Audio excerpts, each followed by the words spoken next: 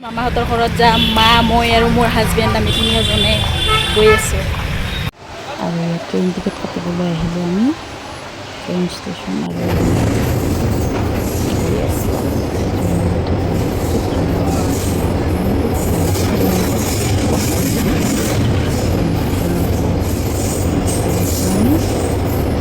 খুব ভাল লাগে।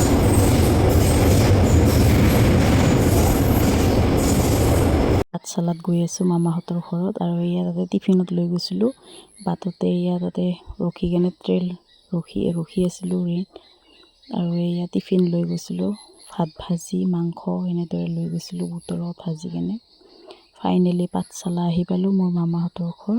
এয়া ই ৰিক্সাত গৈ আছোঁ মামাহঁতৰ গাঁওখন। এয়া মানে মোৰ মাৰ ভাইৰ ঘৰ আৰু মোৰ মাৰ মামাৰ ঘৰ, মোৰো মামাৰ ঘৰত গৈ আছোঁ। মোৰ মাৰ ইয়াতে জন্ম হৈছিলে, মাৰ গাঁওখনত আহিছোঁ। মানে বিয়া হোৱাৰ পিছত প্ৰথমবাৰ মোক আৰু মোৰ হাজবেণ্ডক মাতিছিলে নিয়ম হিচাপত, সেইটোৰ বাবে আহিছোঁ। আৰু ফাইনেলি আহি পালোঁ মোৰ হাজবেণ্ড আৰু মই এয়া গাঁওখনত মামাহঁতৰ। এনেদৰে অকণমান নদীৰ পাৰত আহিছোঁ আৰু হাজবেণ্ডে বোলে গা ধুবলৈ যায় এয়া নদীৰ পাৰত।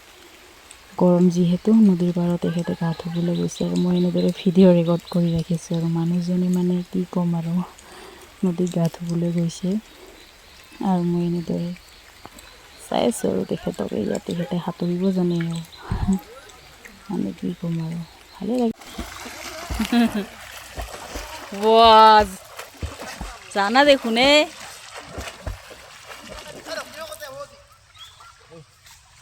আৰে মাহীয়ে এইযোৰ কুৰ্তি দিছে মোক মৰমত। নতুন বিয়া হোৱাৰ পিছত গৈছোঁ যেতিয়া, বহু বছৰৰ মূৰত বিয়া হোৱাৰ পিছত প্ৰথম গৈছোঁ মোৰ হাজবেণ্ডৰ লগত।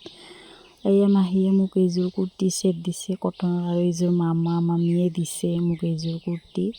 খুব মৰম লাগে কটনৰ, ইমান ভাল লাগিছে কাপোৰ। এয়া হৈছে মৰম, মামীৰ মৰম, মাহীদেউৰ মৰম এইবোৰ। আৰু মোৰ হাজবেণ্ডক এইটো পেণ্ট এটা দিছে আৰু পেণ্টটো দিছে খুব ধুনীয়া কাপোৰ। আৰু এই চাৰ্ট দিছে মোৰ হাজবেণ্ডক মোৰ মামীহঁতে মিলে এইটো মাহীয়ে দিছে চাৰ্ট মোৰ হাজবেণ্ডক।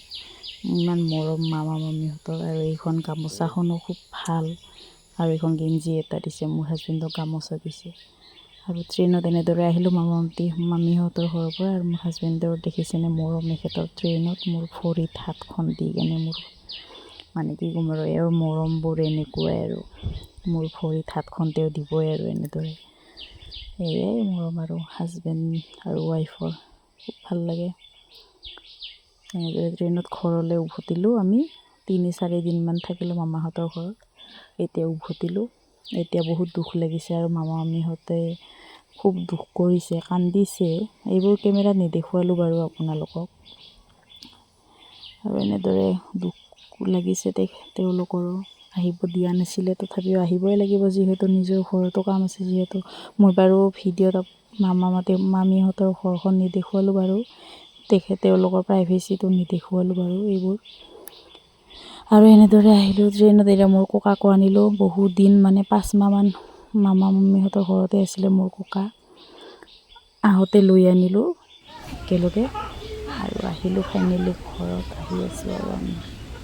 আৰু খুব দুখ লাগিছে, ইমান দিনে গৈছিলোঁ মামীহঁতৰ ঘৰত, ভাল লাগিছে মাহীহঁতৰ ঘৰত গৈ কেনে। দুখ লাগিছে ইমান দিন থাকিলোঁ আৰু এতিয়া আহিলোঁ। নিজৰ ঠাইততো আহিব লাগিবই, নিজৰ স্থানত যিহেতু কিমান দিননো আৰু থাকিম আৰু নিজৰ ঠাইলৈতো আহিব লাগিবই। এয়া ফাইনেলি আহিলোঁ আৰু আমি ঘৰলৈ আহি আছোঁ।